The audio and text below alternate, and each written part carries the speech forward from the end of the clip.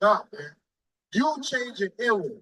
It ain't about your brother next to you changing inwardly. It ain't about your mama changing inwardly or your children changing inwardly. It's about you. Because you got to stand before the Most High alone. So that's who you should be focused on and worried about, man. That's who you should be constantly rebuking is yourself every damn day. That way, once you're purified inwardly, you're able to correct your brother with a pure heart. Not out of envy, not out of hatred, not out of jealousy. You sincerely correcting your brother. Not with an ulterior motive, man. For views and clicks and likes and to grow your congregation. That ain't what this walk is about, man.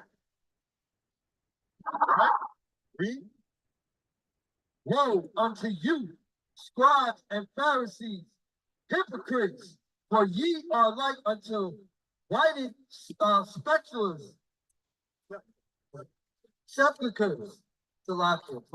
For ye are like unto whited sepulchres, which indeed appear beautiful outward, but are within full of dead men's bones and of all uncleanness. Right, and that's what a lot of brothers is in Israel, man. You appear beautiful on the outwardly, right? You appear holy and righteous, right? But inwardly, you're full of dead man bones, man. You're full of uncleanness. And you try to lead a congregation like that. You can't do that, man. You can't do that. The Most High not gonna allow you to treat his message like that. He's not going to allow you to deliver his word like that while you're full of uncleanness, man. Just like these Sunday pastors, these Christian pastors in these churches, they're not keeping no laws. But they'll come up there and tell you, hey, oh, the congregation y'all ain't giving enough. Y'all ain't even brought me a new watch yet. Right. But they full of dead men's bones, man. They full of dead men's bones. How you gonna boast in the law while breaking the law, man?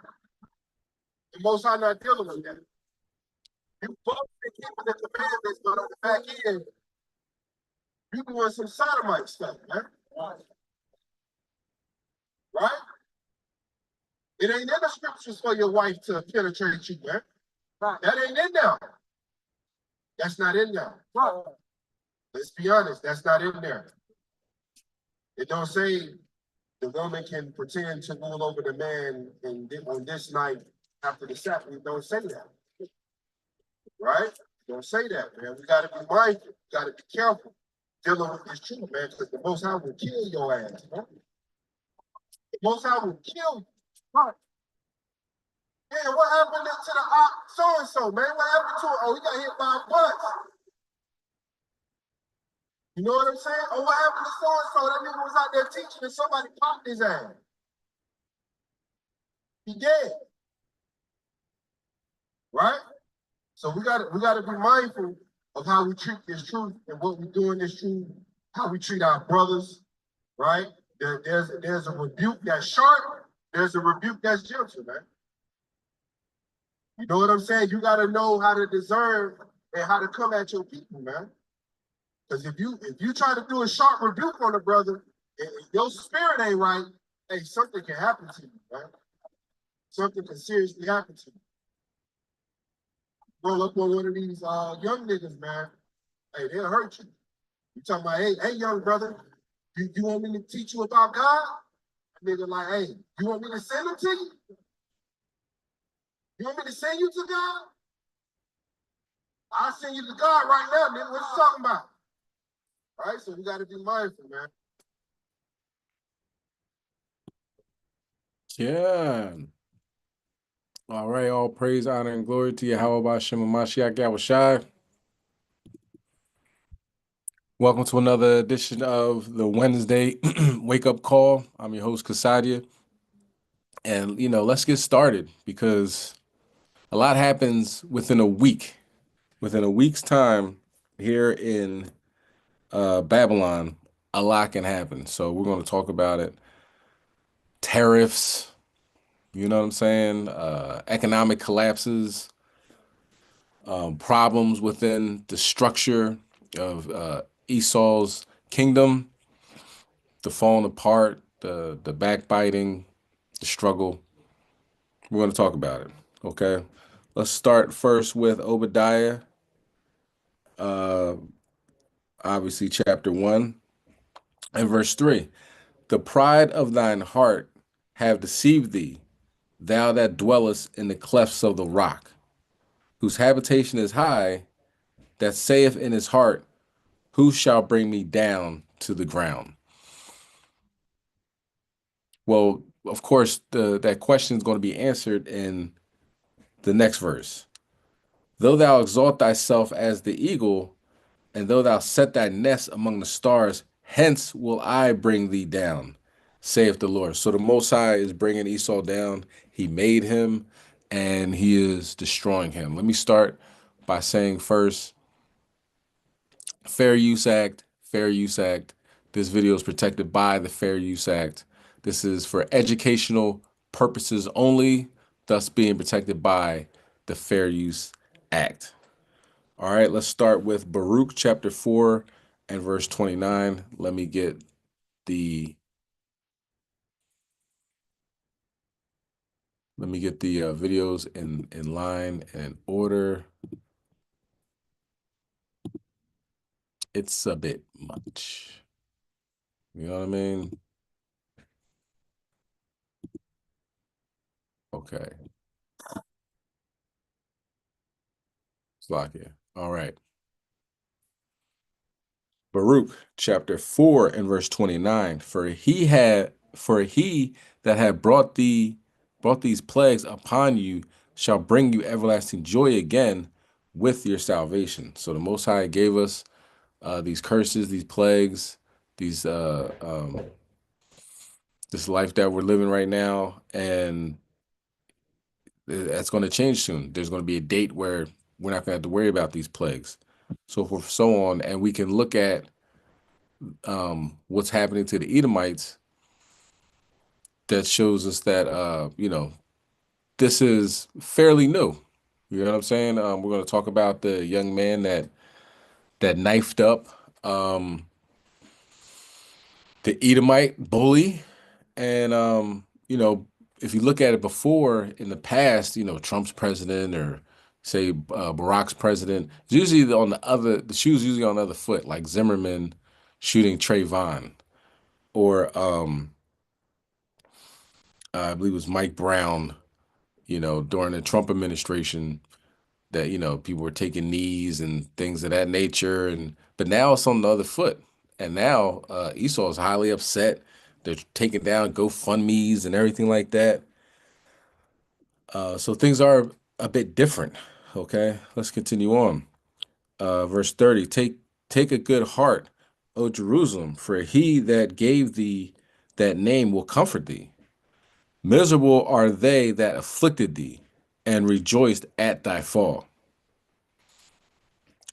So they're falling apart. You're gonna look at these videos from about a week's time, and you can see a collapse. I'm gonna figure out this guy's name. They call him the Raging Cajun or something like that. He's a political guy. He was being interviewed on CNN, and he was saying this place has collapsed. This is a collapse.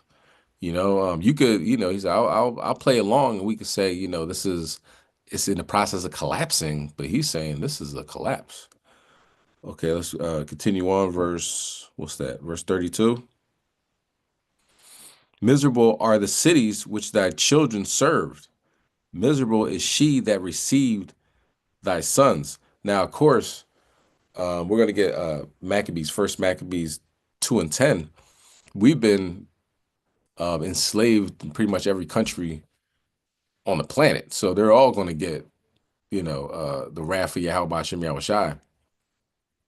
But with that in mind, let's see how the Most High is not just bringing down Babylon, but the other merchants that were engaged in Babylon's folly. They're making hand over fist money with Babylon. And you look at Donald Trump saying, yeah, we're going to give these tariffs because you guys want to sell in America. I talked about this last time. You guys want to sell in America, and America's the cash cow. He says something to that effect. I believe he actually said the words cash cow. You know, when you have a group of people, a large group of people, 40 million plus, by some estimates, as far as so-called black men go, but then you add on the Native Americans and Hispanics, the 10 tribes, you have a large population, a significant amount of people have no idea who they are. And they're easily manipulated, obviously. That's why he said, this is a cash cow. You want to sell something in America with the liquid money that these blacks, Hispanics, and Native Americans have, and will just flow right out their community, you're gonna have to pay these tariffs. Okay. But let's see how that started and let's see how it's going.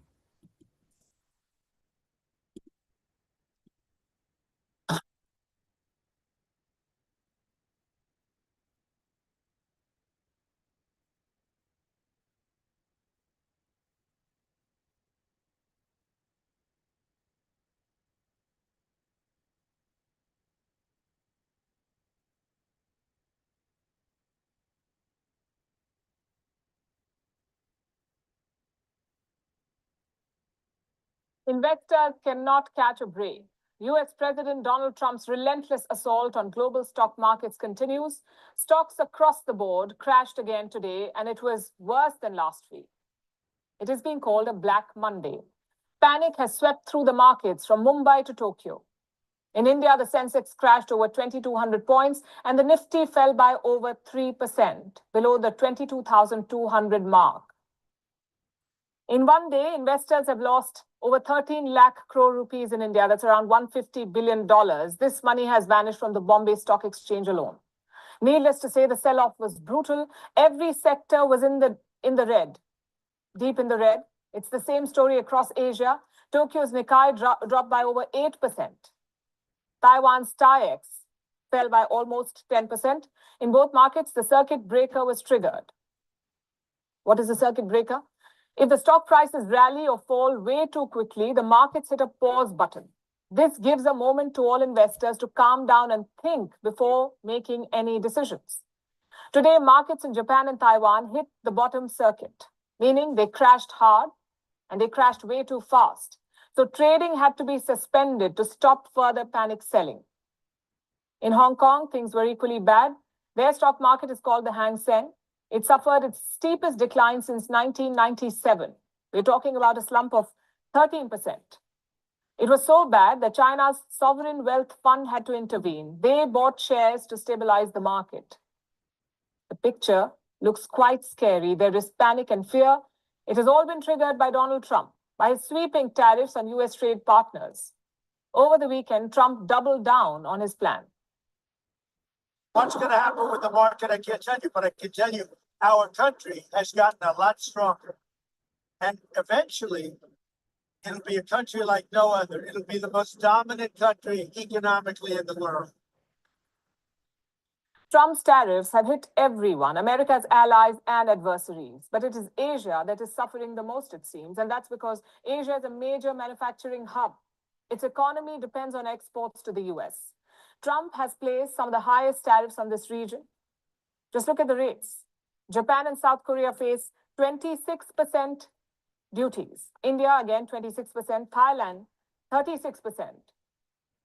Vietnam, 46%. Cambodia, 49%. And China, a whopping 54% tariffs. So clearly, Asia is bearing the brunt. Its economies are under intense pressure, but Americans will feel the pain too. US investors are sounding an alarm. A recession looks increasingly likely. America's top banks are giving ominous predictions. The latest one to do so is Goldman Sachs. It says there's a 45% chance of a recession. Last week, JP Morgan had revised its forecast. It raised the possibility of a recession to 60%. And both these banks have blamed the Trump tariffs for this state of affairs. They've termed it a risk to the US economy. Of course, the US president disagrees. He calls the tariffs a medicine which the US economy must take.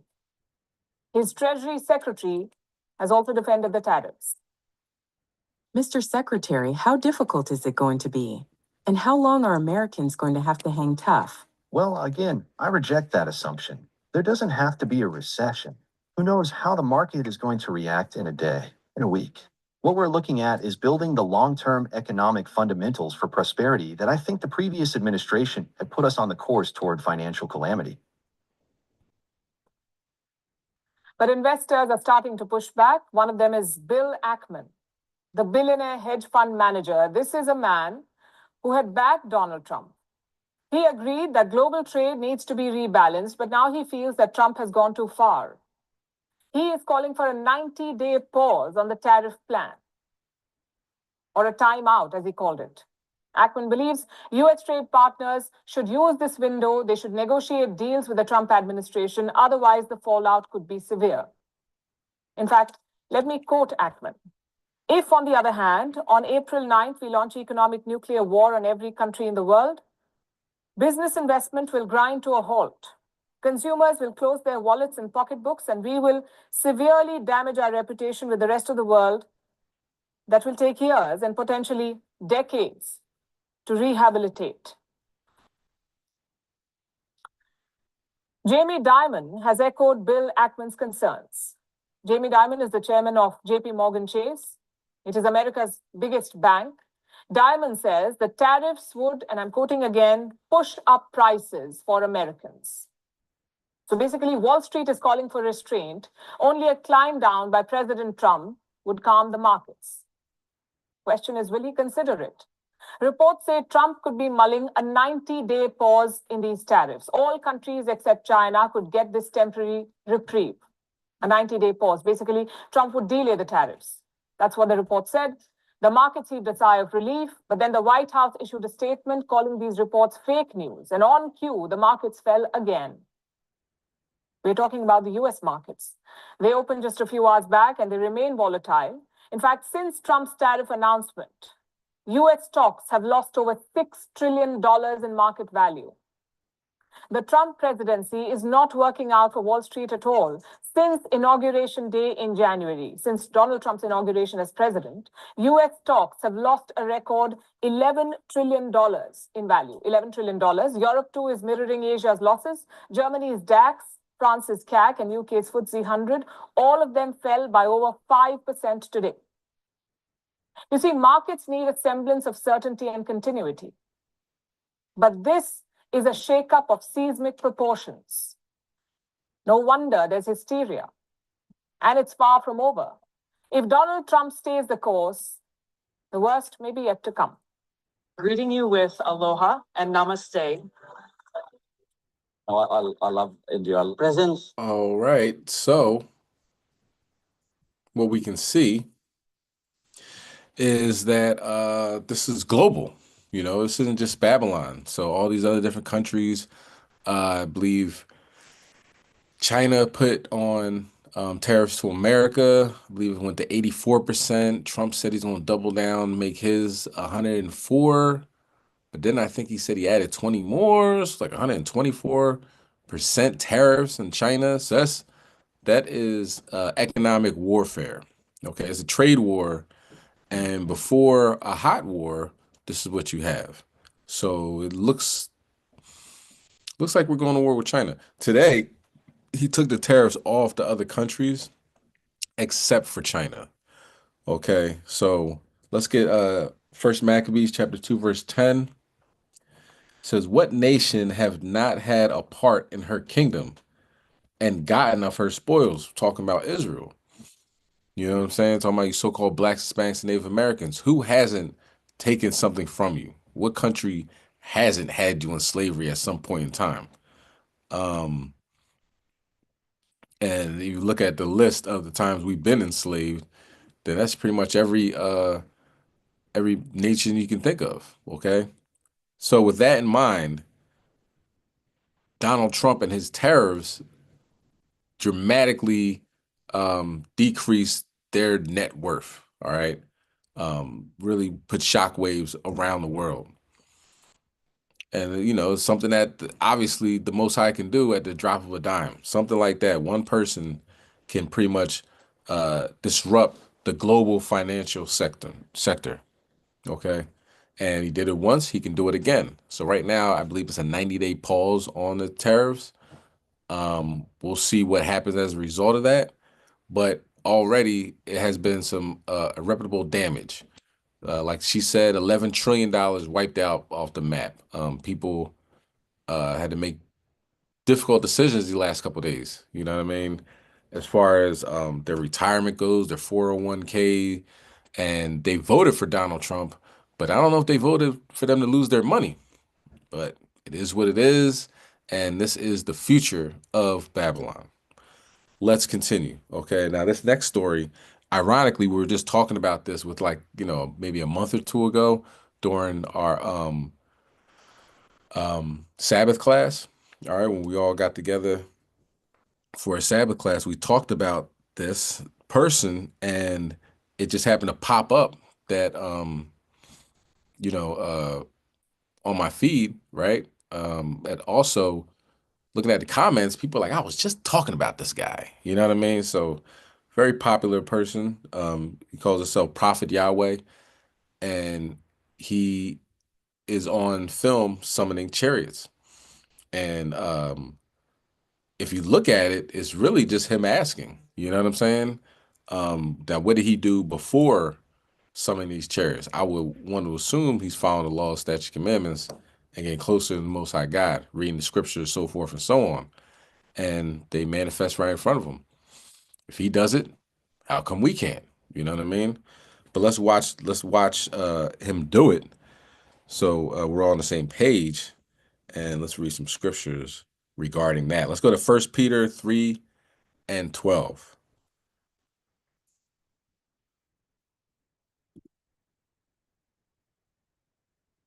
All right, that's the book of 1 Peter chapter 3 and verse 12, which reads, For the eyes of the Lord are over the righteous, and his ears are open unto their prayers.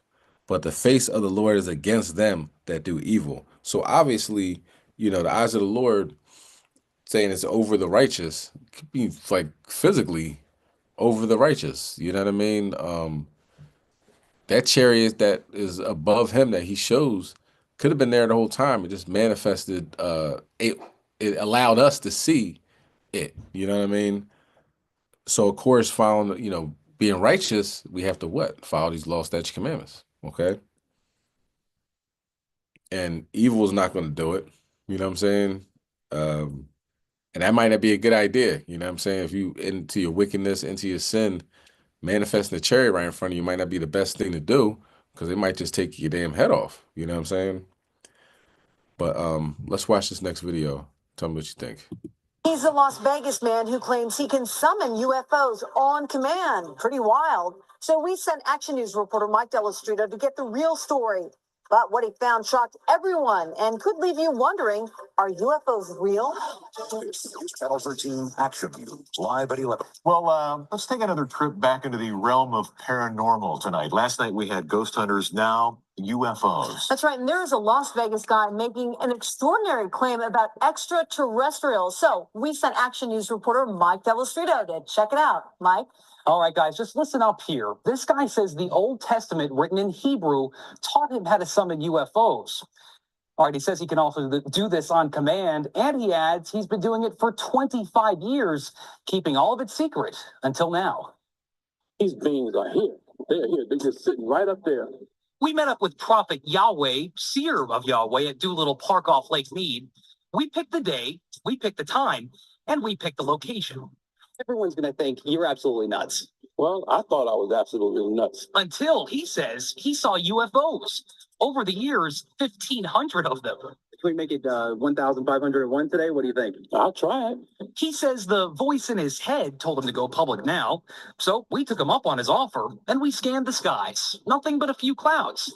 When the prophet started praying for a sighting, I wasn't exactly convinced. I pray, oh Yahweh, that you send a sighting so that they know that I am not mentally ill. I am not a false prophet, like those who seek to kill me say I am. I see something straight up. Oh, brother, look here. There it is. You can barely see it, a white speck. Then another sighting. There it is. I got it. Photojournalist Jonathan Hawkins locks in on it. Let's take a closer look here. It's an orange sphere that appears. All right, let's get Exodus chapter 13 and verse 22.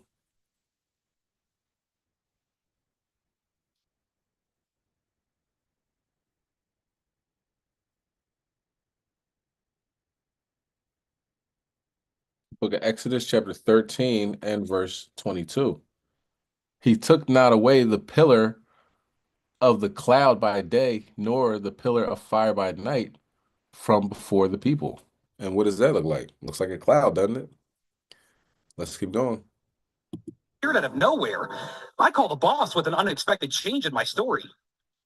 I can see it clear as day. In fact, it's bright. I can't believe this. It's moving pretty fast. It's going to Nellis Air Force Base.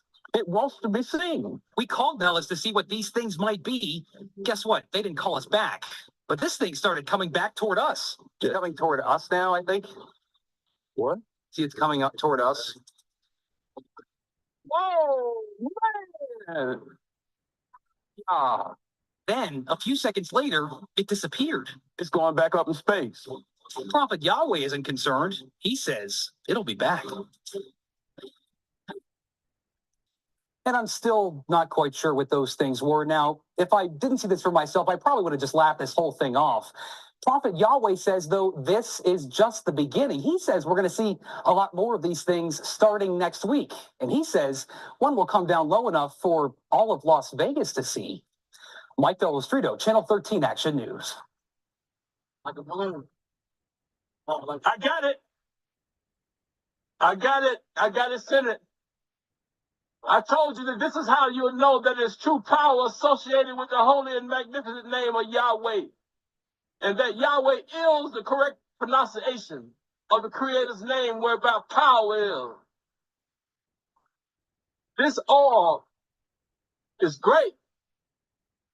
Hallelujah, Yahweh. Keep our eyes on it and just watch it. Now, what happens for those of y'all viewing this on tape, two of these came into almost colliding with each other. I'm going to pull off of it, let you see where we're at. I'm going down. We are here in the Jim Gilliam Park. Yes, sir. Yes, sir. And we're looking at this. We're looking up at this sighting. Yes, sir. Yes, sir. So what we're preparing to do now, I'm preparing to go back. Where did it go? It's still up there? Point it to me. Where you? I don't know. So small. It's so small. So small. That's okay. That's okay. I don't see it anymore either. Send it, oh Yahweh. Send it now, I pray thee. Hallelujah, Yahweh. Hallelujah, Yahweh. There it is. Wow. Now I know what to do. Hallelujah, Yahweh. Praise Yahweh. Praise you. This is glory.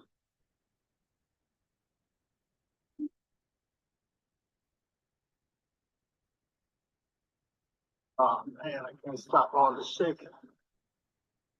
Okay. Even more. What? Another orb flew right by it. Awesome. Awesome. Let me go over to this. Let me go. Wow. All right, let me pull right back off of it. So you can see, while I was focusing on it, another one flew right by. Where did it go? Let me get it, oh Yahweh. Please let me get it. Oh, yeah. There it is, brothers and sisters. Third one of the day.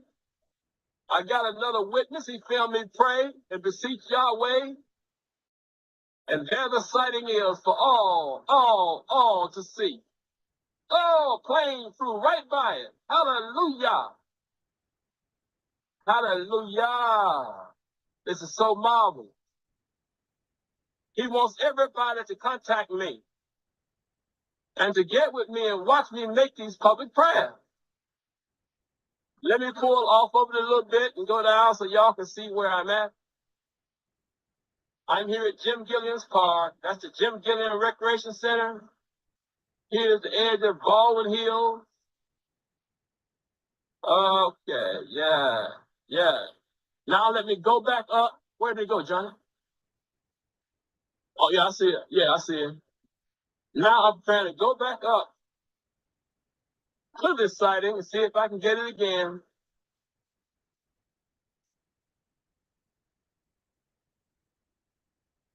Oh, there it is. There it is. Hallelujah. Wait.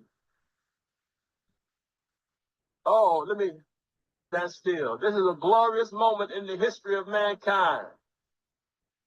Consistently, Yahweh is sending his UFO probes and his craft on my prayer. Strange objects in the sky for me to film. Not for any glory concerning me, because I'm nothing. You know, he thinks more of me than I do. Hallelujah. Wait. But the reason these sightings appear before me is because he is fulfilling the end time prophecies concerning that the way we would know when he was ready to send his angels and our Messiah to the earth was that there would be signs in the sky. He would send his UFO probes and or spaceships. And he's using me as one of many people that see these things.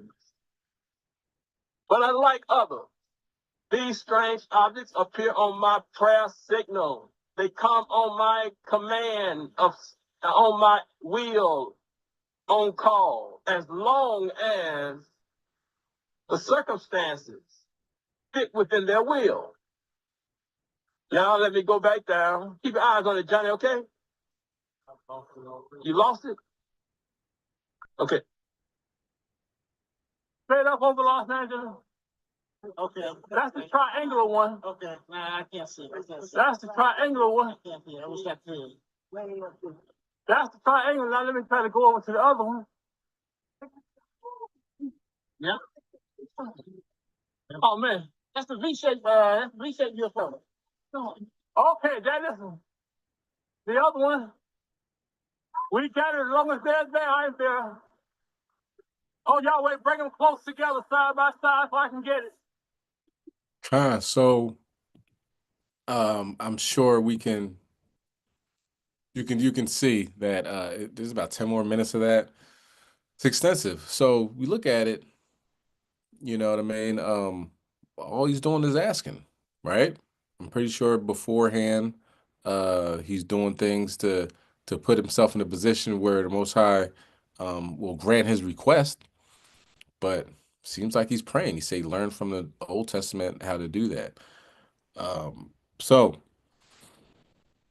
let's see. We're in the last days, and you know, some things are coming out. And he said that. He said, you know, he said in the last days, sending his angels out.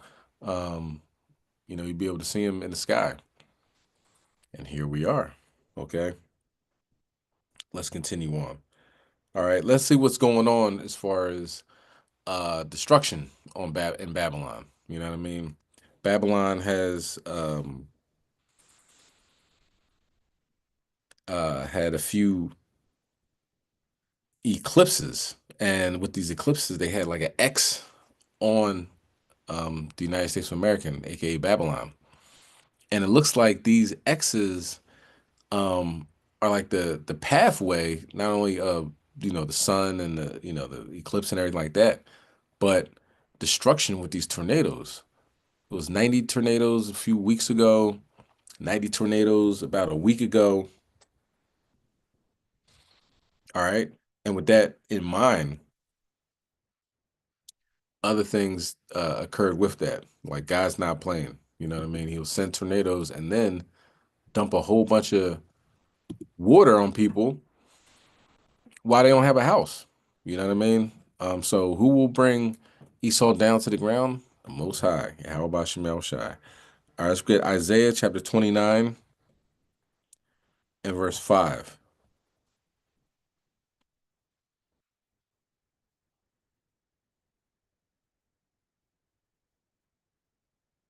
Con. Isaiah chapter 29 and verse 5.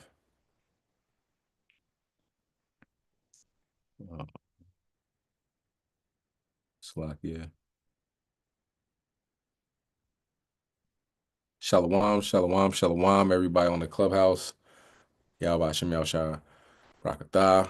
Yahweh Hashem Yahshua Shemarthan. We are on the second video. Just looked at Prophet Yahweh summon chariots. And the first one, well, actually, we're on the third video. Second one was the brother summoning chariots on TV. He was on live TV. The first one was Donald Trump with the tariffs and that destroying the global economy, possibly thrusting the United States into a recession, which probably everybody else will be in a recession as well. All right. Now, for the third one, after Trump's destroying the world, after an Israelite brother summoned chariots, let's talk about these tornadoes. All right. Isaiah chapter 29 and verse 5. Moreover, the multitude of thy strangers shall be like the small dust, and the multitude of thy terrible ones shall be as chaff that passeth away. Yea, it shall be at an instant suddenly. All right. Like I said before, Fair Use Act, Fair Use Act. This is for educational purposes only.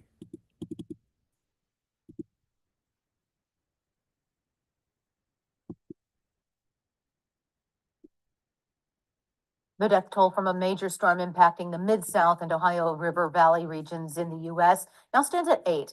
The deadly multi-day weather event had a mix of tornadoes and heavy flooding.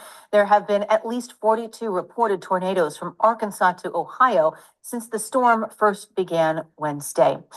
And now 37 million Americans are under a flood watch heading into this weekend. ABC's Morgan Norwood has the latest from the areas most impacted by this storm. In Selmer, Tennessee, a powerful EF3 tornado with winds up to 160 miles per hour, leaving behind a path of destruction. Homes reduced to piles of rubble, massive trees snapped like twigs. Further east in Columbia, Brandy Stewart capturing this video as a funnel cloud formed. Oh my God, it is freaking huge. And a similar story in Spring Hill. This time-lapse video showing strong storm clouds moving in. Roads in Nashville looking more like rivers. Business and homes in the area left flooded. Crews working to rescue anyone trapped by the floodwaters. This is a multi-day severe storm that has already produced tornadoes, heavy rains, flooding across the state, hail. In Kentucky, residents just starting to clean up the mess left behind after the strong storms moved through the Louisville area. Officials say a young boy died after he was swept away by floodwaters while walking to his school bus stop. In Arkansas, the scope of destruction visible from above after an EF3 tornado with winds up to 150 miles per hour tore through Lake City. Friends Connor and Hunter, lucky to be alive after their truck got stuck as the twister hit. The only thing I could do is just hold on to the pole and pray for the best.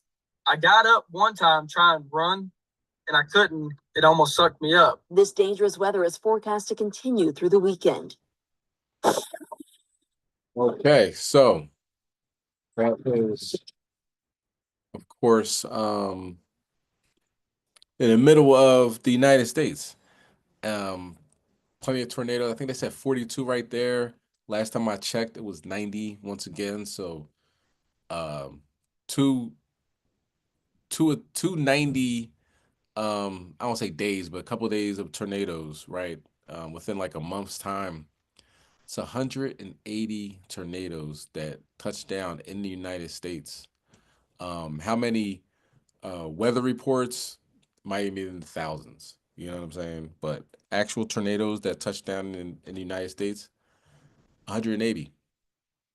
What we're going to see in a little bit is how the Most High adds insult to injury, and not only will cause 180 tornadoes, the decimate places in Babylon, but will also send what they call a generational storm after all that.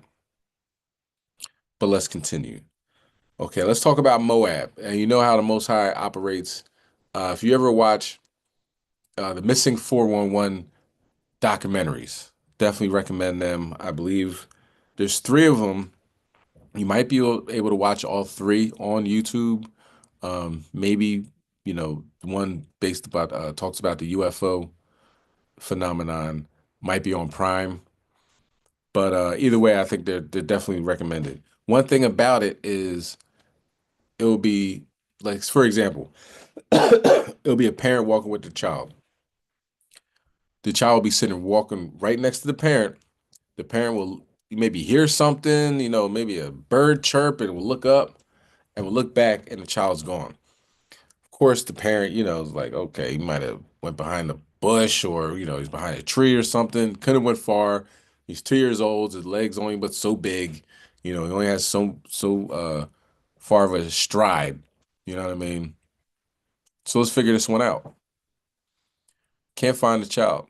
Never find the child. And as a matter of fact, if they do find the child, the child's boots will be on the top of a mountain.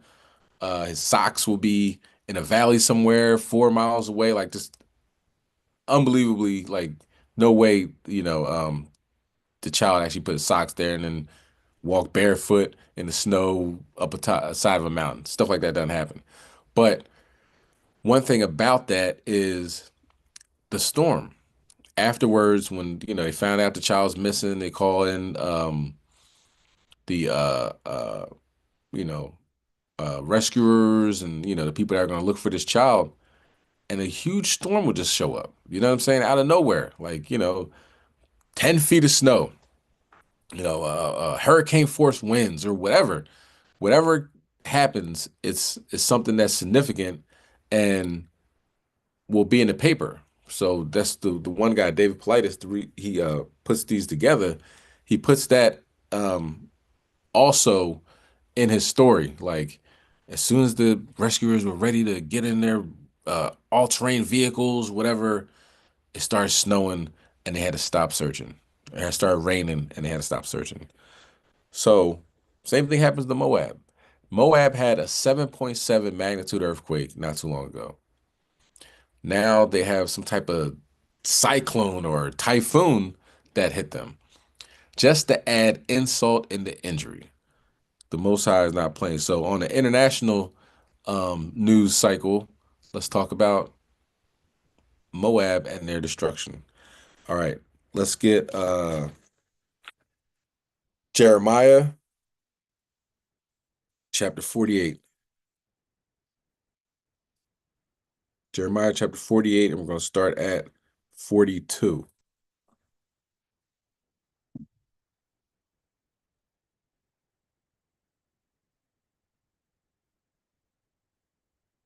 All right, this is the book of Jeremiah, chapter 48, verse 42. And Moab shall be destroyed from being a people, because he hath magnified himself against the Lord. Fear and the pit and the snare shall be upon thee, O inhabitant of Moab, saith the Lord. 44. He that fleeth from the fear shall fall into the pit, and he that getteth up out of the pit shall be taken in the snare. For I will bring upon it every upon Moab the year of their visitation, saith the Lord. So it doesn't matter what Moab does. He falls in the pit, he's in the pit. He gets out of the pit, he's going to get snared. It doesn't matter. You know what I mean? Moab is in for a significant judgment from the things they've done, us leaving out of Egypt, up into the trash that they feed us here in America. And they're prideful, extremely proud. You will think, they talk about Confucianism, and they're supposed to have such a humble disposition, you know what I mean? Very moral group of people, and they bow when they see you and everything. But we don't see any evidence of that. You know what I'm saying? They look at us like second-class citizens, you know? When Derek Chauvin put his knee on George Floyd's neck, it was Moab that was pushing people back, saying, get away from the scene, while his partner's killing George Floyd. And that's just one example of many when it comes to Moab. Let's go to Ezekiel chapter 25 and verse 11. So does Moab deserve it? Of course they do. This is the judgment of the Most High. You look at also before their 7.7 magnitude earthquake, they were having a civil war. Okay? So Moab's having a civil war, then they got hit by an earthquake, and now they ain't got no houses and all the skyscrapers collapse. Now a typhoon or a cyclone or whatever you want to call it hits the region. That's judgment. Okay? Ezekiel 25 and 11, and I will execute judgments upon Moab, and they shall know that I am the Lord. So that whole Confucianism and every other fake God and Buddha statue that they have over there, they should go into the trash, because obviously it ain't helping. But for everybody that's on Clubhouse, this is Myanmar, below China, getting destroyed by a storm. Let's watch some of this.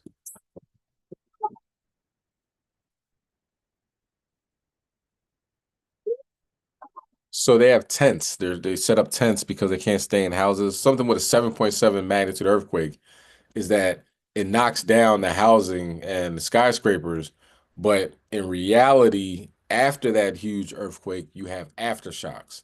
So the aftershocks continue on. They probably had hundreds of aftershocks since the initial since the initial earthquake. So they're intense, and now their tents are being blown away by these harsh winds. By Shema Mashiach Yahushua.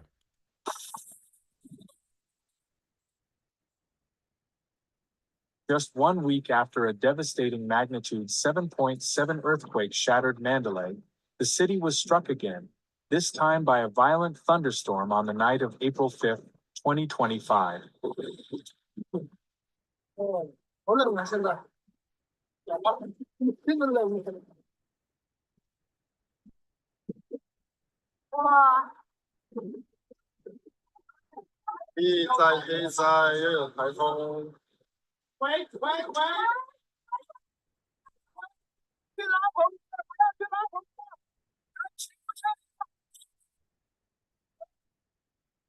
As heavy rains poured down and strong winds tore through already fractured neighborhoods, thousands of vulnerable survivors were forced to endure yet another night of terror and hardship. The storm has further compounded the suffering of a population still reeling from one of the worst natural disasters in the region's recent history.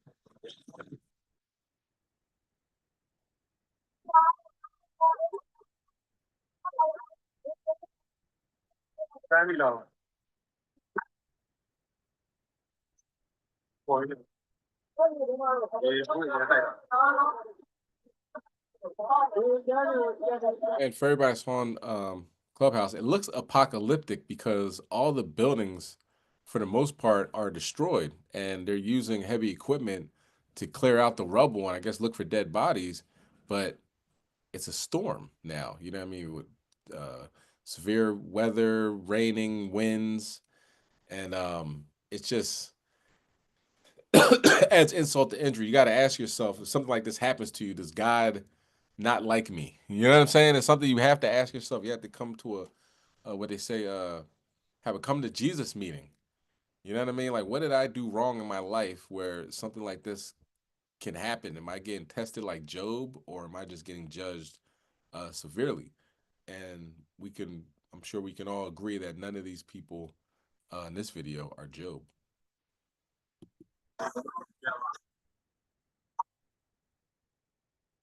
The thunderstorm, which arrived late in the evening, lashed the city with intense rain and powerful winds that swept through makeshift camps where earthquake survivors had taken refuge.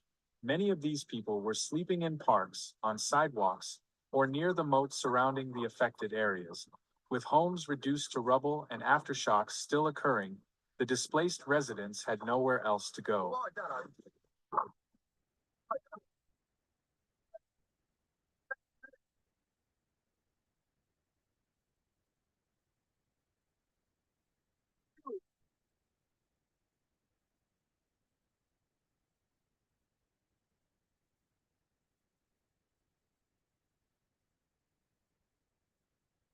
Rescue operations, already overwhelmed by the scale of destruction, suffered new setback. The storm swept through the camps set up by rescue teams, destroying tents and blowing away crucial equipment such as tables, chairs, and supplies. The dangerous conditions made it nearly impossible to continue search and recovery missions through the night.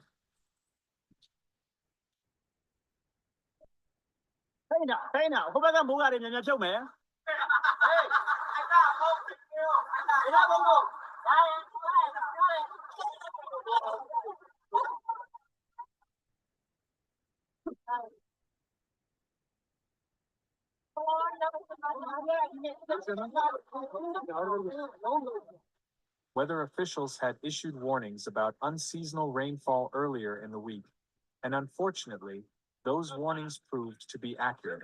The timing of the storm could not have been worse. With power still out in many areas and roads blocked by rubble, aid workers now face even greater difficulties reaching those in need.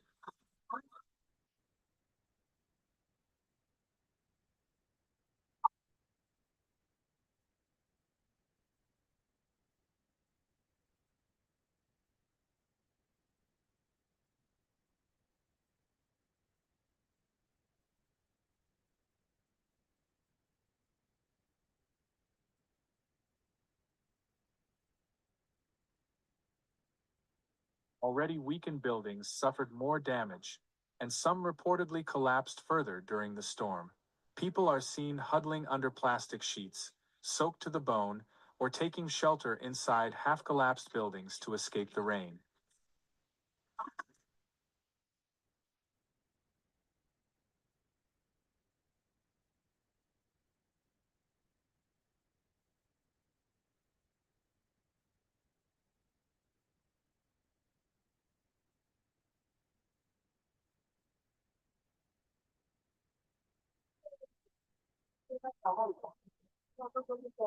International response teams, already working in challenging conditions, now face further delays and disruptions. Public health concerns are growing rapidly. Even before the thunderstorm, the World Health Organization had warned of potential disease outbreaks such as cholera due to the lack of clean water, sanitation, and functioning healthcare facilities.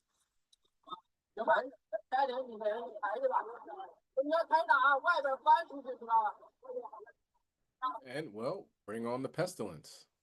Okay, so Moab is having a rough one. You know, hey man, should have let us pass. You know what I'm saying? Should ready to go to war with us, you know what I mean? Just passing through, trying to get back to the, you know, our home, our promised land. Okay. But looks like Moab's going to deal with that and plenty more. Let's continue. Okay. Well, one thing now Moab is dealing with is tariffs. What is the tariffs? 125% tariffs on China. You know what I mean? iPhones will be, I'm pretty sure, super expensive. iPhones could jump $675.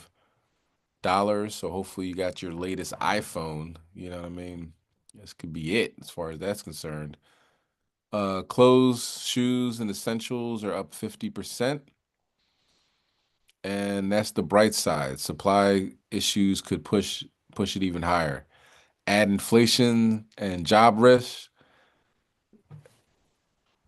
It ain't looking good. It ain't looking good. All right. So what now? We talked about Elon Musk stepping down, quote unquote, stepping down his position at the government, Doge, which is, you know, pretty much fire people. He's like the two guys off Office Space that is just, what did you do today? What did you work? Fired a bunch of people, increased the unemployment rate, especially in Washington, D.C., and talked about Social Security as a Ponzi scheme. Real disrespectful to actually come at people that depend on that type of money for survival, and he is the richest person on the planet. So it's just very evil. You know what I mean? He wore for Halloween, he had the Baphomet on his chest. I think a couple of Halloweens ago. So you see what he's about. You know what I mean? Very demonic, very evil, and all praise the Most High. We can see a rift between him and Donald Trump.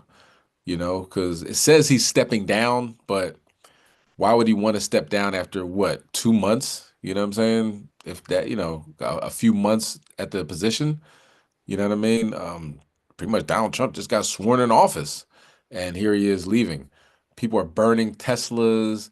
They're protesting in front of Tesla dealerships, firebombing the cars, spray painting the cars. The stock is collapsing.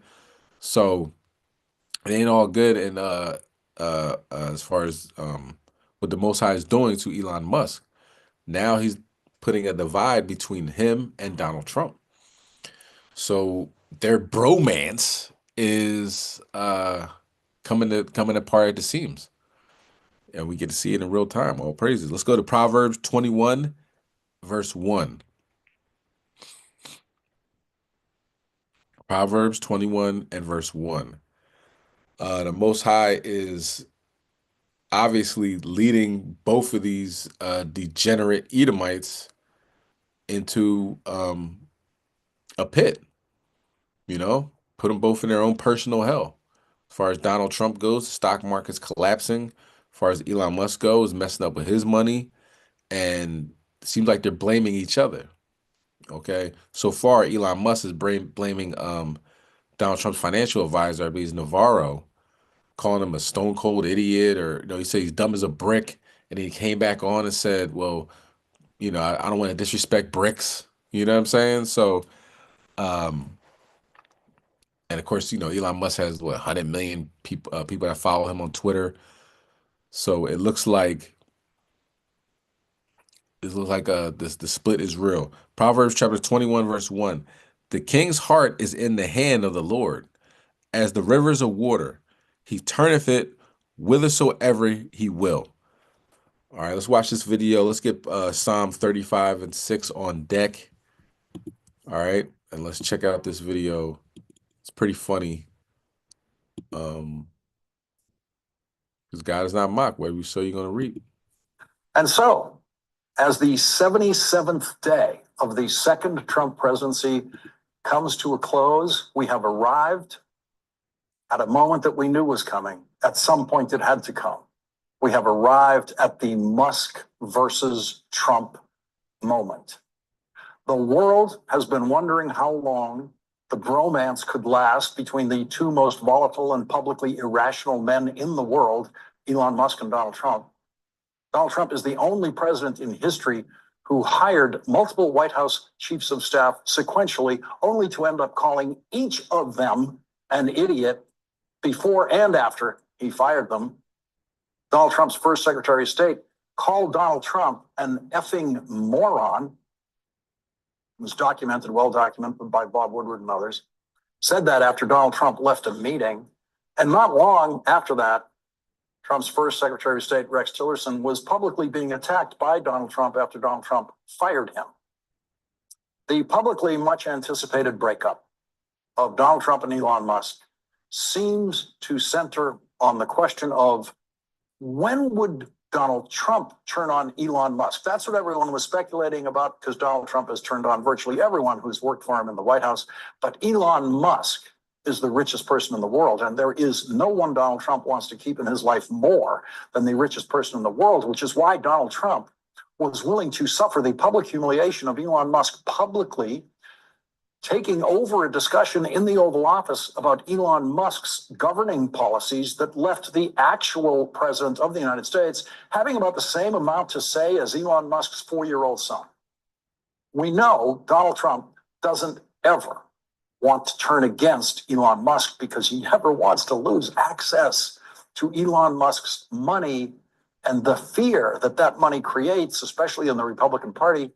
As long as Donald Trump has Elon Musk at his side, he can threaten any any Republican member of Congress with an Elon Musk financed campaign against that Republican in the next Republican primary election. And so it has always made more sense that when the break comes, it would be Elon Musk dumping Donald Trump. And now Elon Musk is indeed dumping on Donald Trump, calling Donald Trump's tariffs stupid. So far, Elon Musk is using surrogates to attack Donald Trump, while Elon Musk directly attacks Trump surrogates. Elon Musk showed no gratitude to Joe Biden, while Elon Musk's wealth skyrocketed every day of the Biden presidency. But he's already apparently distressed at losing more money under the Trump presidency than any other person in the world. Tonight, Elon Musk is the individual biggest dollar loser in the world as a result of Donald Trump's world war on economic sanity. And so Elon Musk began his attack on Donald Trump with an attack on Trump surrogate Peter Navarro, the only economic advisor to a president to have served federal prison time, and who is the author of the deranged Trump-Navarro tariffs. Elon Musk tweeted this about Peter Navarro: a PhD in econ from Harvard is a bad thing, not a good thing. Imagine what that means for Donald Trump, who only has a college degree from the University of Pennsylvania, which surely Elon Musk values even less than a PhD from Harvard. Peter Navarro shot back at Elon Musk, calling him a car guy and who just wants, quote, cheap foreign parts, which apparently is some new form of insult in Trump world that claims to be in the business of helping America's car guys, America's auto workers and car manufacturers. But because Donald Trump doesn't understand how his tariffs actually work, the stock market of every American car company is collapsing. Their stock is collapsing, including Elon Musk's car company stock, which collapsed even more today. After a morning of Trump-induced madness in the stock market today, a member of the board of directors of Tesla publicly attacked Donald Trump on Twitter. And you know that wouldn't happen without Elon Musk's approval, especially because that board member's name is Kimball Musk, Elon Musk's brother, and apparently Elon Musk's authorized surrogate at Tesla to publicly attack Donald Trump. Kimball Musk tweeted, "Who would have thought that Trump was actually the most high-tax American president in generations? Through his tariff strategy, Trump has implemented a structural, permanent tax on the American consumer. A tax on consumption also means less consumption, which means less jobs, which in turn leads to less consumption and even less jobs." That All praises to the Most High. Let's get Psalm chapter 35, verse 6. Seems like they're sinking, slipping, falling apart even, coming apart at the seams. This is the book of Psalm chapter 35 and verse 6. Let their way be dark and slippery, and let the angel of the Lord persecute them. For without cause they have hid for me their net in a pit, which without cause they have digged for my soul. Remember Elon Musk throwing up the Nazi salute? Remember Donald Trump sending 10 tribes to Guantanamo Bay and now sending them to the infamous El Salvador prison? All this just happened not too long ago. He said 77th day. I think it's a couple days old, so maybe 80th day in office. All this stuff going on. Now the Most High is definitely in control, because now you got Elon Musk's brother directly coming at Donald Trump. Verse 8, let destruction come upon him at unawares, and let his net that he have hid catch himself. Into that very destruction, let him fall. Verse 9, and my soul shall be joyful in the Lord. It shall rejoice in his salvation. Hallelujah. That cycle of less consumption and less jobs is what we call a recession, which is what Wall Street is now predicting, with Wall Street analysts calling it the coming Trump recession. This weekend, during a video conference with Italy's right-wing League Party, Elon Musk revealed just how dramatically and completely he disagrees with Donald Trump in private, where he apparently claims to urge Donald Trump to drop all tariffs between Europe and North America. I hope it is agreed that both Europe and the United States should move, ideally, in my view, Euro tariff situation, effectively creating a free trade zone between Europe and North America. That would be that's what I hope occurs. And also more freedom of people to move between Europe and North America, if they wish. If they wish to work in Europe or wish to work in America, they should be allowed to do so, in my view. So that has certainly been my advice to the president. That has certainly been my advice to the president. All right, then. In other words, Elon Musk's advice to the president is your tariffs are completely wrong. Not that your tariffs are a little too high, but that the tariffs should be zero. That's what Elon Musk said he's telling Donald Trump. That is by far the most dramatic difference in opinion anyone on the Trump team has with Donald Trump. Elon Musk wants zero tariffs, and Donald Trump wants tariffs of more than 100%. Is it Thursday? I mean, it feels like Thursday already, Eamon, but it's only a couple of hours into Monday. So I want to do a little tariff math, and I know we got Megan Casella waiting as well. So if I'm doing this correctly, okay, and maybe I'm not, we do a 50% additional tariff, punitive tariff on China. So if I layer that on to some of the tariffs that are kicking in, and I know we already have 100% tariffs on electric cars that was put in place by the former President Biden, but on all goods, that I think takes us above a 100% tariff, I think. That's correct. That was CNBC's never before frazzled Brian Sullivan, who did an heroic job of trying to keep up with one of the craziest days in Wall Street history today, including the false rumor that jolted the stock market this morning. Shortly after 10 a.m., CNBC's screen flashed what appeared to be good news for the market that was suddenly flying around social media. Donald Trump's economic advisor, Kevin Hassett, was reported on the screen to have said that Donald Trump was considering a 90-day pause in tariffs for all countries except China. And that pushed the stock market straight up like a rocket at 10:17 a.m. There's the green graph on your screen going straight up at 10:17 a.m.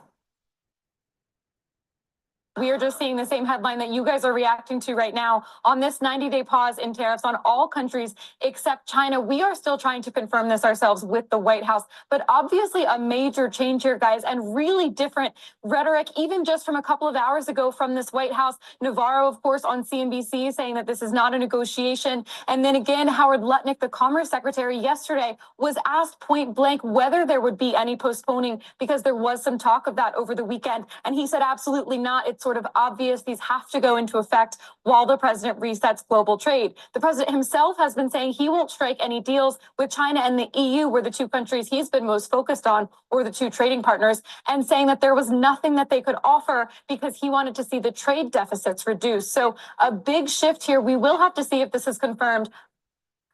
And then CNBC's intrepid White House correspondent, Eamon Javers, sent the market crashing back down simply by doing his job as a reporter.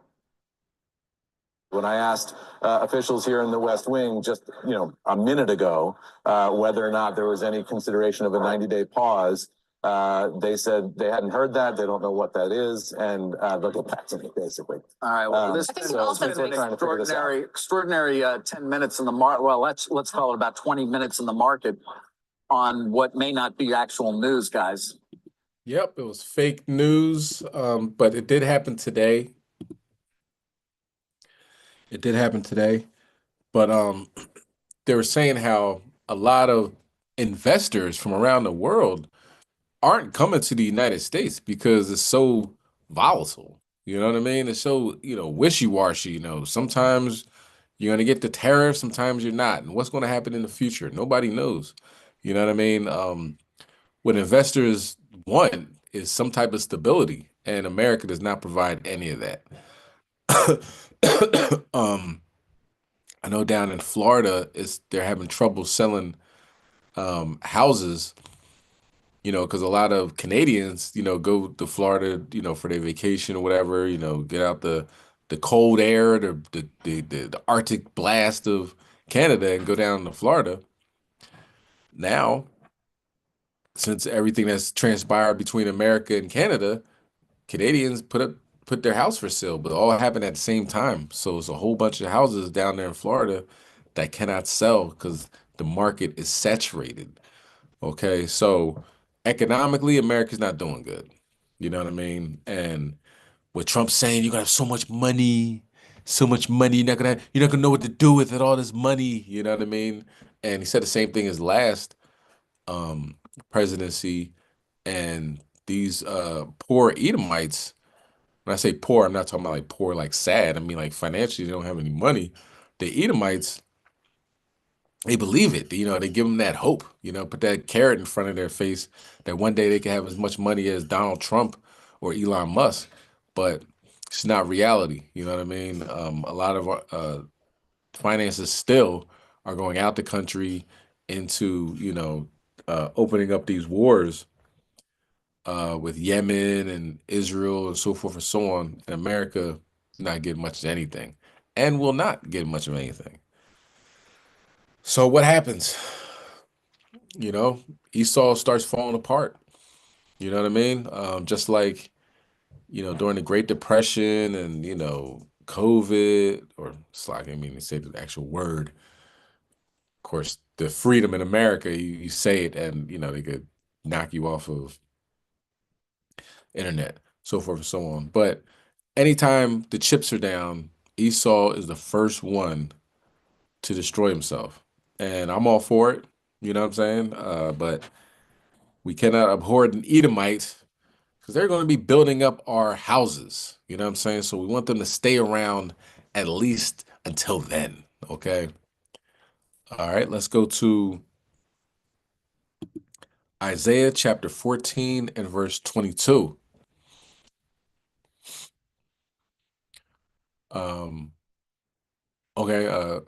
Comment. Tim says, I'm in mortgage-backed securities and our office had to shut down for almost 3 hours because of this. How about that? Yeah, Donald Trump is really making America great again. But the Most High is directing his steps, obviously, because he is putting this country in the toilet. All right, let's go to Isaiah chapter 14, verse 22. For I will rise up against them, saith the Lord of hosts, and cut off from Babylon the name and remnant and son and nephew, saith the Lord. So, like it says in the scripture above it, prepare slaughter for his children for the iniquity of their fathers. And this is exactly what happened in this next video. Police are still trying to figure all of this out, why these 3 family members were on the tracks yesterday afternoon. So this is Bristol Station. The crash happened about 2 blocks away. You can see that there is another train that is actually on the way right now. You talk about the Acela trains. The Acela trains go about 150 miles per hour. Look how fast this train's coming by. That's a SEPTA train.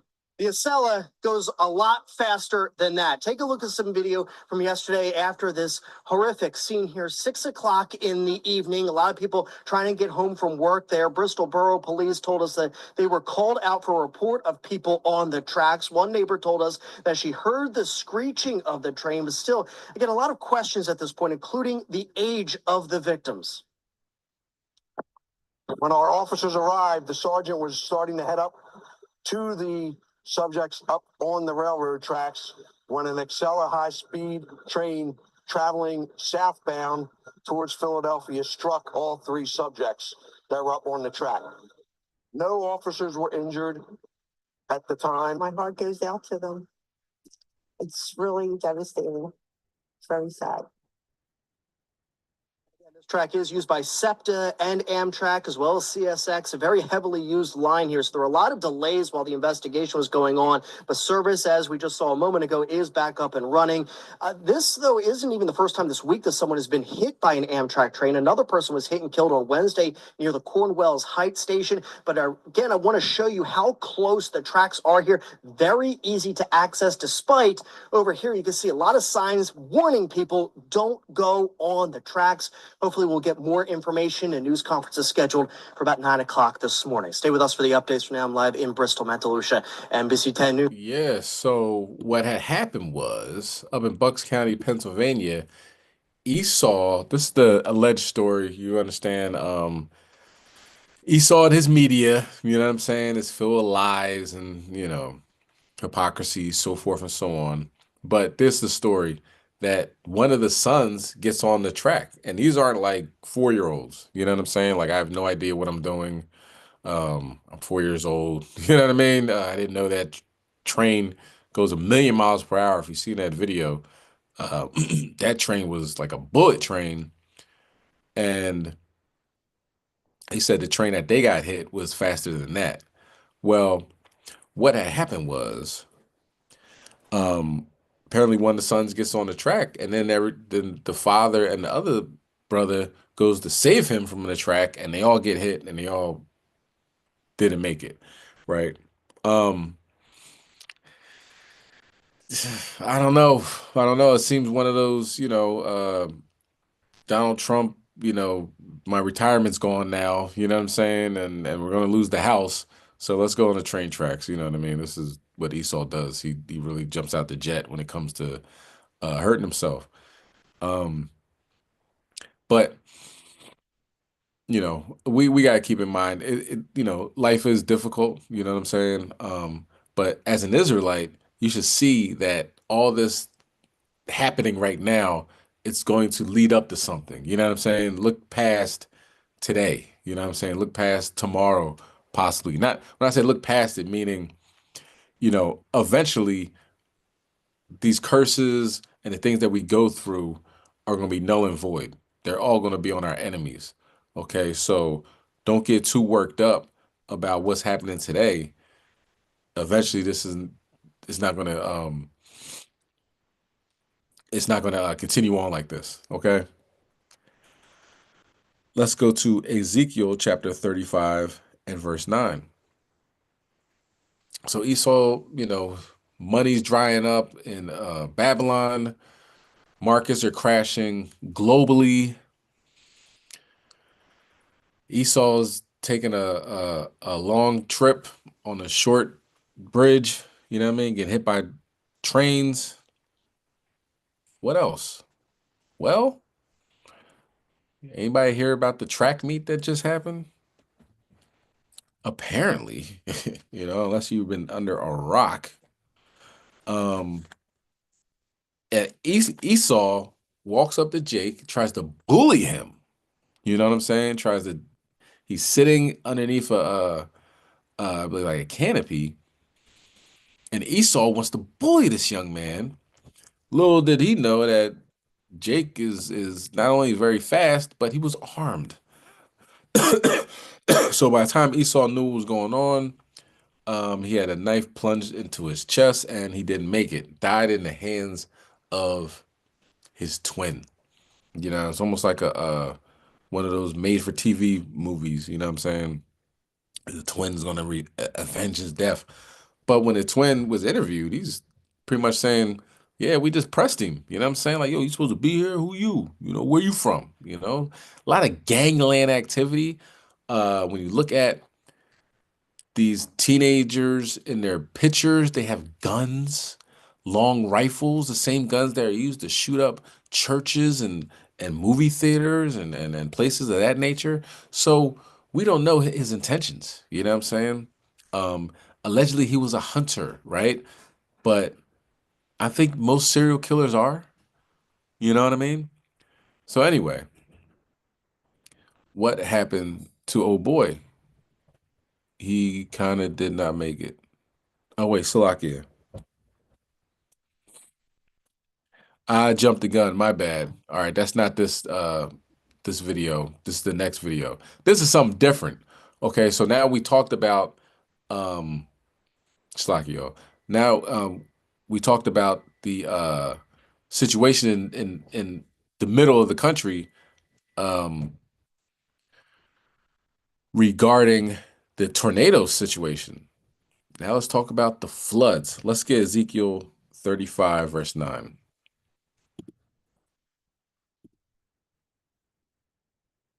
Ezekiel 35 and verse 9. I will make thee perpetual desolations, and thy cities shall not return, and ye shall know that I am the Lord.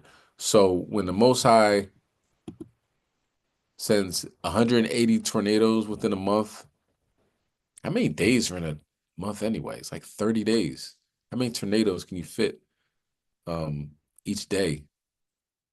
Amazing. But let's see the floods. It's like the days of Noah. A once-in-a-generation storm hitting the central and southern parts of the U.S. has killed at least 18 people, including a 16-year-old volunteer firefighter in Missouri. They were killed in a vehicle crash while responding to a water rescue. ABC's Morgan Norwood has the details. The water is just rushing so fast. Several states seeing dangerous and deadly flooding as this multi-day stretch of destructive weather continues into the weekend. More than 90 tornadoes reported in 10 states, from Kansas to Ohio since Tuesday. In Mississippi, residents say emergency text warnings gave them just seconds to escape with their lives. Without it, my daughter and my grandson would have been in that room right there where there's no wall anymore. Parts of Arkansas hit with more than a foot of rain. First responders wading through floodwaters, pulling people from cars in Texarkana. His family farm flooded, these cows now trying to find higher ground. In Grand Saline, Texas, this man sheltering in his bathroom while the wall of his bedroom was ripped off. I just imagine the pressure that it took to rip that whole wall off the side of the house. In Kentucky, the town of Hopkinsville underwater. Officials say at least a dozen people were rescued from their homes. Business owners using sandbags and pumps to try to stay ahead of the rising water. We definitely are very concerned that it could get a lot higher, and if that's the case, I could have a greater loss than I have right now. In Louisville, officials with the Kentucky Derby Festival announcing the city's Thunder Over Louisville celebration has been canceled due to dangerous flooding along the Ohio River. The first time in nearly 40 decades it's been canceled due to weather. Residents of Dyersburg, Tennessee, getting to safety at this shelter after the town received a third tornado warning Saturday afternoon. We decided to come here just to make sure we were safe in the tornado. And the Mississippi River overflowing its banks near Memphis' iconic Beale Street. The city hit with more than a foot of rain since Wednesday. Those heavy rains now traveling east, the highest threat for flash flooding now in Alabama and Georgia. Morgan Norwood, ABC News, Memphis. New documents detail what may have happened. Okay. 91 tornadoes in 10 states.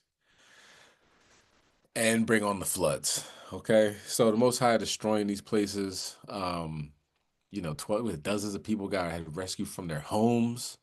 You know what I mean? Like that's how much the rain, the water was rising. Total devastation. But ironically, it's not even Passover yet. You know, we're in Passover season. So this is like the pre-Passover. Things always get wild during Passover, and we have stuff to look forward to after Passover. And we're going to talk about both of those scenarios, which will be coming soon. You know what I mean? We'll see what happens when it comes to the United States bombing Iran. You know, do they plan on going to war with each other? We'll see. Passover's here. This will be a perfect time for the Most High to pull the trigger on that, so to speak.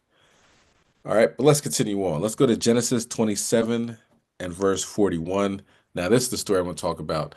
The thug that walked up to that hero, you know, that young black child was a hero. He saved somebody from drowning at one point in his life. seems to be on the up and up. Good young man, you know what I mean? Got a solid foundation.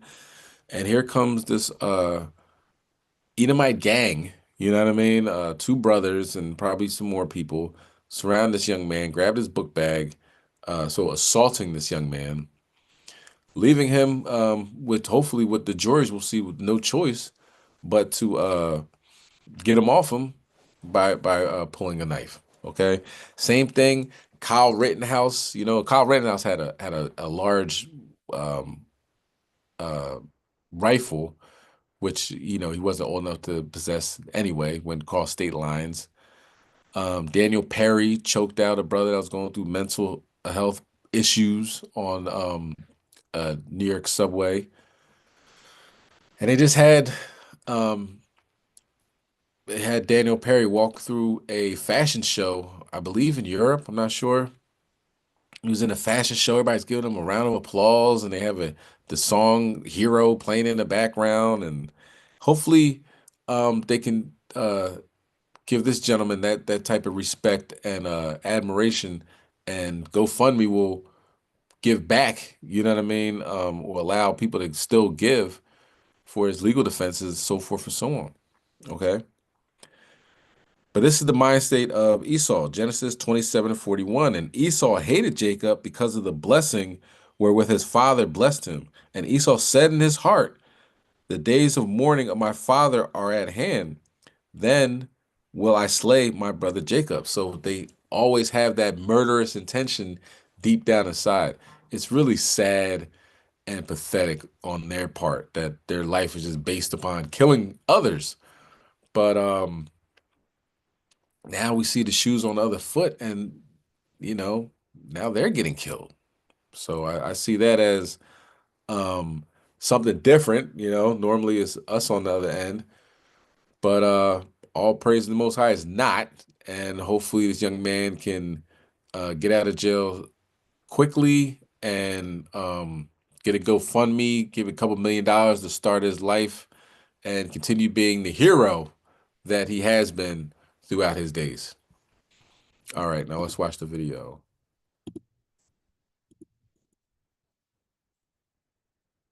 Happened in the moments leading up to the stabbing death of a Frisco ISD student. New documents detail what may have happened in the moments leading up to the stabbing death of a Frisco ISD student, Austin Metcalf. It comes as the community continues to really process what all happened. Tonight, our Aaron Jones speaking to a crisis counselor who is now sharing some advice. The Frisco Centennial High School student charged with stabbing Frisco Memorial student Austin Metcalf has been transferred to the Collin County Jail. Arrest documents state 17-year-old Carmelo Anthony was sitting under Frisco Memorial's pop-up tent at a track meet Wednesday morning. Metcalf told Anthony he needed to move. Then Anthony grabbed his bag, reached inside, and said, quote, "Touch me and see what happens." The documents say a short time later, Metcalf grabbed Anthony to tell him to move, and Anthony stabbed Austin once in the chest and then ran away. Later telling an officer at the scene, "I'm not alleged, I did it. He put his hands on me. I told him not to." Anthony's bond was set at $1 million. Legal expert Philip Linder weighing in. If there is no evidence of the young man who died having a deadly weapon or threatening to do serious harm to this kid, then he has no business using a knife. And so there will be no self-defense claim that he could really urge. Metcalf's father tells us his son's twin, Hunter, witnessed what happened that day and tried to save his brother's life. I need my son back, but that's not possible. All I can ask for is just pray. Arrest documents show more than 30 students and coaches are also listed as witnesses to the violent death. There's a likelihood that there will be post-traumatic stress. Veronica Seitz, a trained mental health crisis counselor, says anyone in need should be getting counseling to cope with their feelings. So that they know and see and experience that they are not in this alone. Give them space to talk if they are open to visit. But also pay attention to things if they've lost their appetite, if they're having disruptions to sleeping. Frisco ISD has counselors on hand for any students that need to talk. Today, I spoke with Anthony's legal team. They tell us they will not be commenting on this case at this time. Aaron Jones, CBS News, Texas. Okay, yeah. Carmelo Anthony, he was wrapped out. He said, "Look, man, don't touch me." And he touched him. Now, ironically, you see how, oh, it's no self-defense in this. What you mean? Like, so are people just allowed to walk around and grab other people in a physical manner? I don't think so, you know? George Zimmerman chased down a 16-year-old and killed him. You know, I don't remember seeing that guy show up with his Edomite red face and say anything that, oh, it's not self-defense and everything like that. I missed that. And I don't remember the media interviewing anybody to even ask them something stupid like that, because of course you're not a judge. You're not a judge in this case. So you see how the media puts out the narrative that they want people to talk about. Like, couldn't have been a self-defense case unless he had a knife. If he felt threatened and him and his twin brother and whoever else was there grabbed onto him, that seemed like a violent interaction if I ever seen one.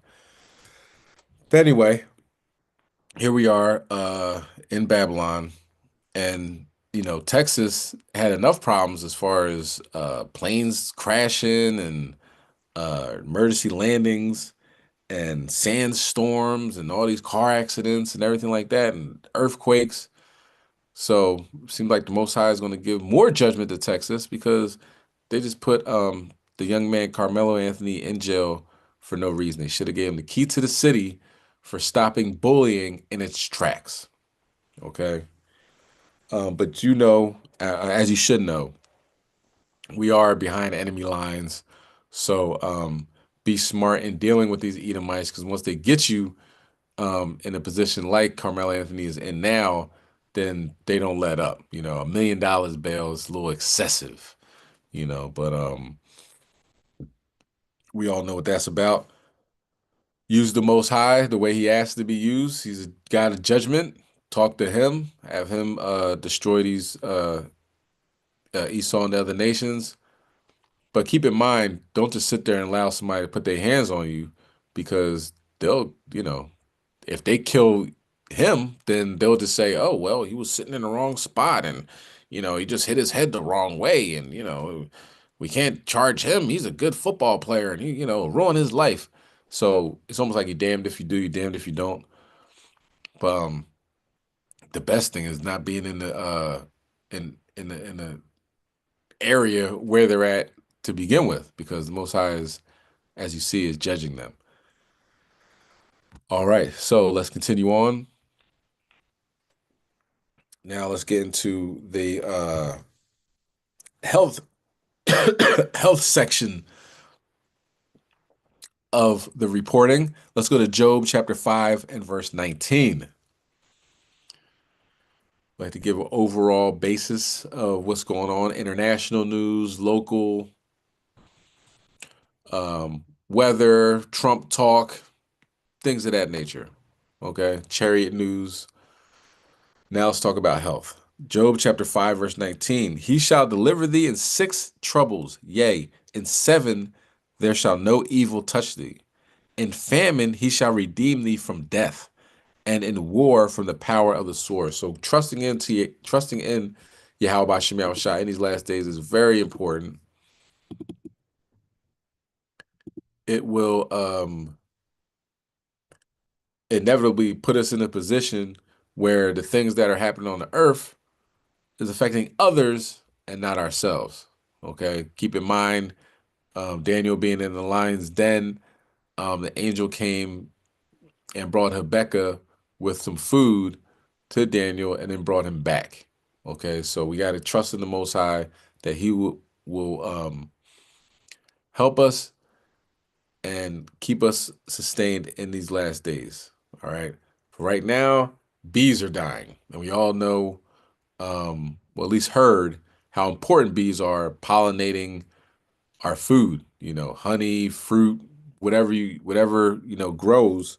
For the most part, you have pollinators, and oftentimes they're bees. But right now, bees are dying at a phenomenal rate. under some million bees. Okay, so let's watch this video.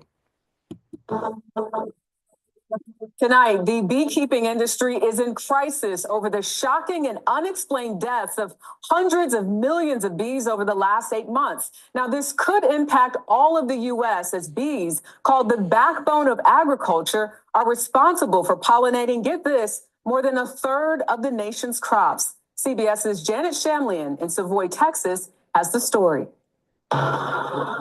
This is what an unfolding disaster looks like in the U.S. beekeeping industry. Each of these hives can hold as many as 80,000 bees, but for reasons no one can pinpoint, the bees in all these hives and tens of thousands more have turned up dead. Have you ever seen it this bad? Never, not even close. The data is showing us that this is the worst bee loss in recorded history. Blake Shook is one of the nation's top beekeepers. He owns Desert Creek Honey and several other beekeeping businesses. If this is a multi-year thing, it'll change the way we consume food in the United States. That's a pretty significant statement. It's huge. It's huge. I mean, if we lose 80% of our bees every year, the industry cannot survive, which means we cannot pollinate at the scale that we need to produce food in the United States. Bees play a critical role in U.S. food production.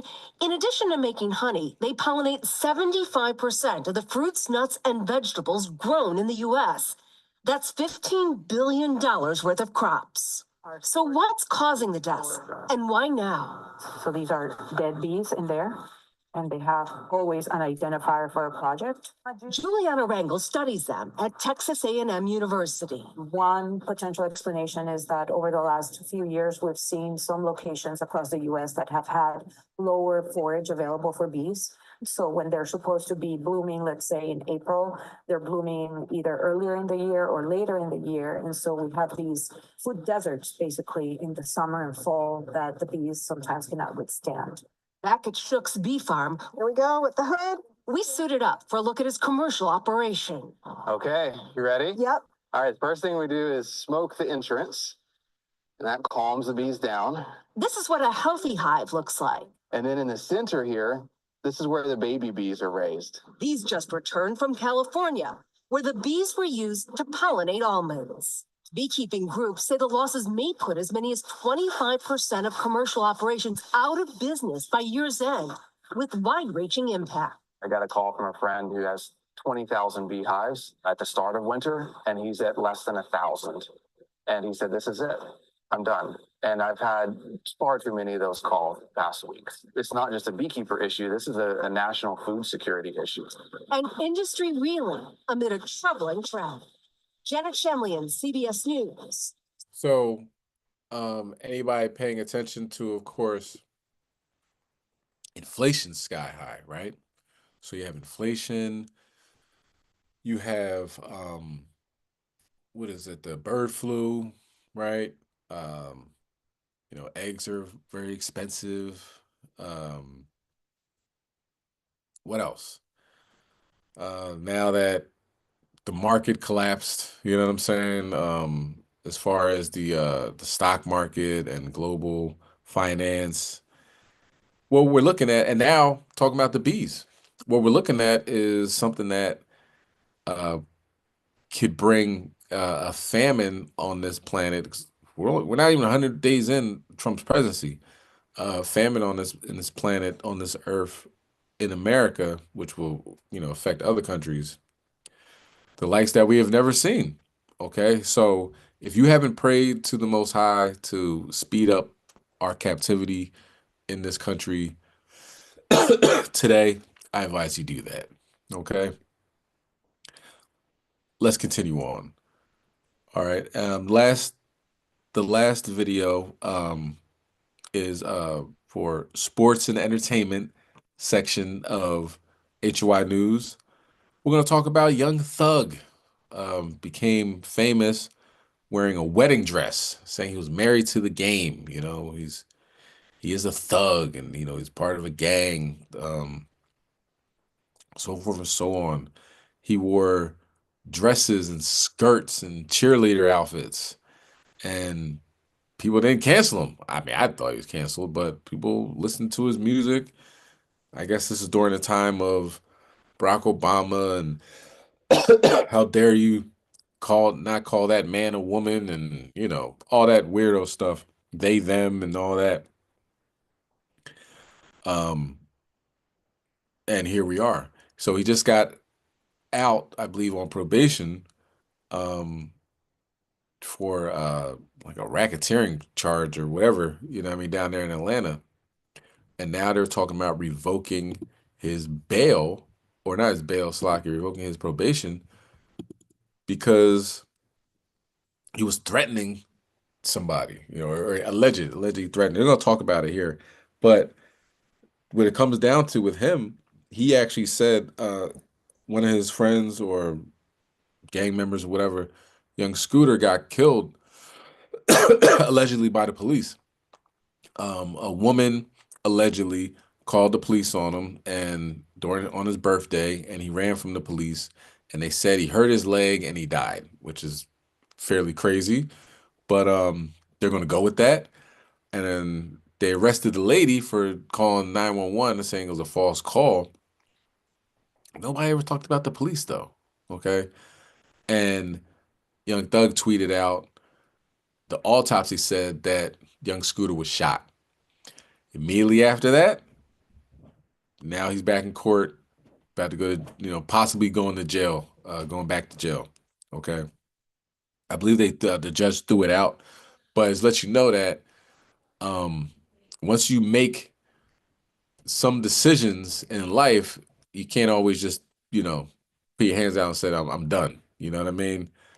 He put out, the men wearing women's garments, you know what I'm saying? Making that, I'm not even gonna say he made it cool, because it hasn't been cool, wasn't cool, still not cool, but I guess acceptable, you know what I mean? In some circles in the rap industry, like the Boondocks, you know what I mean? They were talking about him, you know what I mean? Thugnificent. This is, Young Thug wearing dresses and skirts with weirdo stuff, right? But the things he's done, and obviously he's getting paid back for it. Let's get Mark 8:36. For what shall it profit a man if he shall gain the whole world and lose his own soul? Verse 37. Or what shall a man give in exchange for his soul? So even though he's out of jail, as soon as he speaks up against the police or anything, they'll throw his behind right back in jail. You know what I mean? Let's watch the video.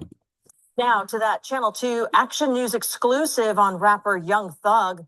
Tonight, the Fulton County District Attorney's Office filed a motion to revoke his probation. The rapper was released on bond last November. We broke the story on WSBTV.com around 8:30 tonight. And Channel 2 investigative reporter Mark Winnie joins us now live from the newsroom. Mark, the DA spoke exclusively to you about this motion. Yeah, this concerns the YSL gang racketeering conspiracy case. Last year, DA Fani Willis suggested to us the sentence for rap superstar Young Thug, real name Jeffrey Williams, that let him hit the street the night he pled guilty or nolo contendere to all charges he faced, was a sentence which could send him to prison for years if he crossed the wrong line. Now this. If your motion is successful, Young Thug would go to prison. He could. A new and dramatic verse in the case surrounding music star Young Thug, real name Jeffrey Williams. A motion from prosecutors at the Fulton County District Attorney's Office to revoke Williams' probation. It says, quote, since sentencing, the defendant has engaged in conduct that directly threatens the safety of witnesses and prosecutors, compromises ongoing legal proceedings, and warrants immediate revocation of probation. Fulton County District Attorney Fani Willis. What our motion is concerned about is that we certainly believe that his post was to threaten law enforcement, which is all part of gang activity. Jeffrey Williams' attorney Brian Steele told me by phone it is never appropriate to be engaged in any type of witness intimidation. It is never appropriate to threaten to murder another person. The prosecution's motion to revoke Jeffrey's probation should not be well received and should be swiftly rejected. It is irresponsible to file a motion of this sort when Jeffrey has done absolutely nothing, Steele said, to violate any condition of probation or threaten a witness. We know that it is clear to Mr. Williams that the intent of the district attorney is to stop gang activity in Fulton County, Georgia. We believe the judge's order is clear, and that this is an intentional violation. The motion says investigator Marissa Viverito is currently testifying in a gang murder hearing and indicates a judge ordered the witness not be shown on TV while testifying, but that a blogger posted on social media she doesn't want to be shown on screen. Well, here she is, along with a photo of the investigator. The motion says on Tuesday, Young Thug reposted the image, and the post went viral, amassing more than 2 million views. The motion says Viverito's home address and her parents' home address were publicly posted, exposing them to grave danger. And that hours later, an additional post emerged threatening the assassination of D.A. Willis. The motion alleges Williams' continued association with individuals actively involved in witness intimidation, threats of violence, and obstruction of justice constitutes a clear violation of probation conditions.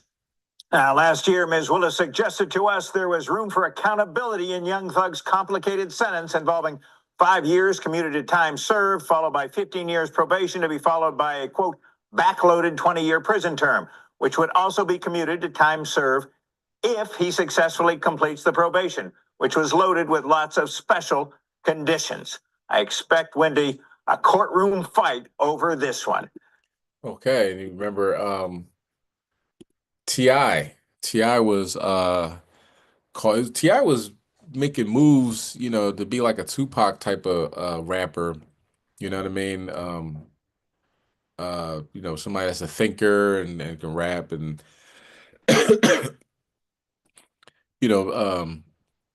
change hearts and minds, if you will, you know what I'm saying?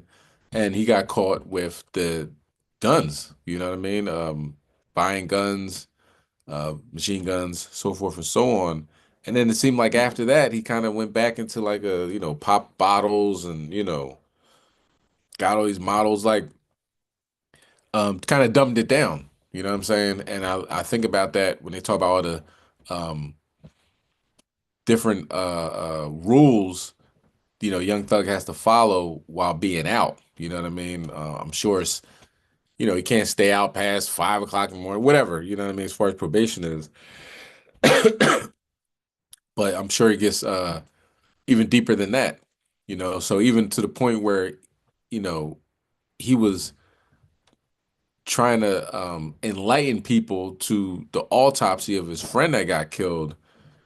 They put Eve on him, you know what I mean? That was Eve that was talking as the prosecutor to throw him back in jail. You know what I mean? Now they said, one of the witnesses, he put a picture of a witness up and everything like that. But I don't know when that happened, but I know after the scooter situation, and he said that's when I saw this story. So this is it, you know what I mean? We got to stay on the straight and narrow, and as soon as we go to the left and to the right, you give the devil permission almost to have his way, you know what I mean? And like I said, I believe the judge threw it out, but now it kind of leaves him with the the reality is you got to watch what you say online, you know what I mean? Even if it's not bad, even if it's not negative, they'll find a way to throw him back in jail. All right. So that is the lesson. Pre-Passover, a lot of stuff going on, as far as the economy, the love between Elon and Trump separating, tornadoes and floods. It is a lot going on. And it's going to continue to go on. So just keep an eye out for it.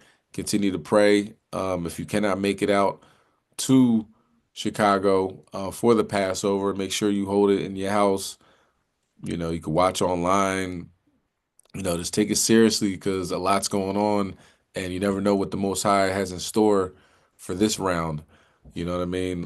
For this week of celebration, Feast of Passover, what can and what will happen, only the Most High knows, but we keep an eye out for it. And when it does happen, Most High willing, I will bring it out on the next Wednesday wake-up call. Granted, we're all still here, and we still have the lights on, so forth and so on. All right, so let's pray, I'm gonna pray in Paleo Hebrew. So if you want to face the east, you want to stand, prostrate, however you want to do it. I'll give you a couple seconds to do that, and we'll close out in prayer.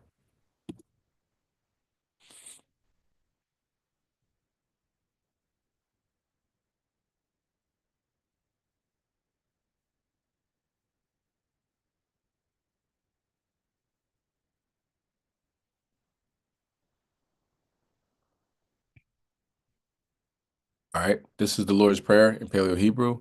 Abanawa, Shabbat Shemayim, Kodash, Ayah, Shemka, Yahweh, Malachbaka, Daba'a, Ratazayaka, Ayah, Aisha, Baratazah, Kawa, Ayah, Bashamayim, Natananawa, Lacham, Kau, Yuwam, Wasalaf Nawa, Kabawaf Nawa, Kasalaf Nawa, Kabawaf Yanawa, Wala'a, Dabi Nawa, Banasai 1, Abo, Hawashai Nawa, Mayan, Rai, Kaya, Laka, Hamalakwa, Wa'ala, Watapalaraf, Labulabnum, Aman. This is the book of Matthew, chapter 6 and verse 9. After this manner, therefore pray ye, Our Father, which art in heaven, hallowed be thy name. Thy kingdom come. Thy will be done in earth as it is in heaven. Give us this day our daily bread, and forgive us our debts as we forgive our debtors. And lead us not into temptation, but deliver us from evil. For thine is the kingdom, and the power, and the glory forever. Amen.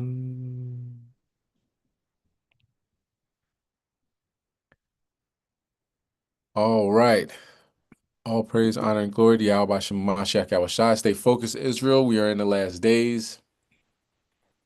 Continue to pray without ceasing. Follow the law, statutes, commandments. Read the scriptures, and see what the Most High got in store.